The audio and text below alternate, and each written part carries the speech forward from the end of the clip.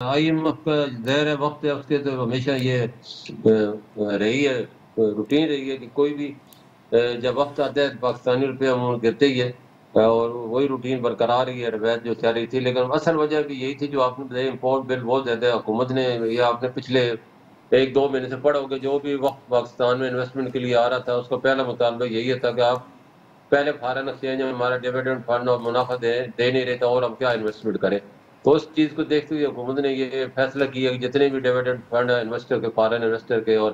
ان کو سارے کے سارے پے کیجیے گا آپ نے دیکھا 16 کروڑ ڈالر وہ بھی گئے اور پھر IMF کا مطالبہ تھا کہ جتنے بھی امپورٹ اس پہ تمام آپ پابندیاں ہٹائیں تو جی پابندیاں ہٹانے کا نتیجہ ہے کہ آپ امپورٹ کے بل بڑھ گئے اور کیونکہ پہلے ڈالر 330 سے سب لوگوں نے جب دیکھا 250 طرف جانے اور جا بھی رہا تھا تو وہ سارے امپورٹر جو ہے ہولڈ کر کے بیٹھ گئے انہوں نے کہا جب ہم اپنے امپورٹ کے بل جو ہے نیچے جا کے بائنگ کریں گے تو وہی ہوا جب ڈالر 275 بھی ہوا تو ان کی بائنگ آ گئی اس سے پہلے کوئی بائی نہیں کر رہا تھا ویٹ اینڈ سی کر رہے تھے ایکسپورٹروں نے بھی یہی کیا جب تک ڈالر اوپر سے نیچے جا رہا تھا تو انہوں نے جو ہے ایکسپورٹ پروسیڈ دڑا دڑ دیکھی آپ نے دیکھ لیا پچھلے مہینے 2 ارب 70 کروڑ ڈالر کی ایکسپورٹ ہوئی اس کی وجہ یہی تھی لیکن جو ہی ڈالر 275 پہ رکا یو ٹرن مارا تب سارے ایکسپورٹروں نے پروسیڈ اپنی روک لی ہے اس طرح پبلک کا بھی یہی ہوا ہے پبلک بڑے پیمانے میں ہمیں 15 سے 20 سے 30 ملین ڈالر پر ڈے بیچنے آ رہی تھی اور جو ہی یو ٹرن مارا تو وہ بھی آپ رک گئے وہ ہماری جو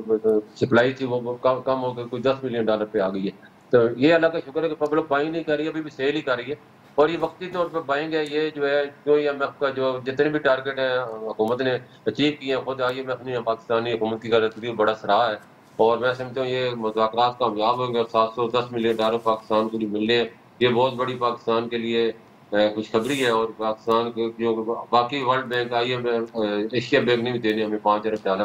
سی پیک کا منصوبہ سیکنڈ فیز میں شروع ہونے والا ہے 8 ارب ڈالر عمران کا منصوبہ 18 اکتوبر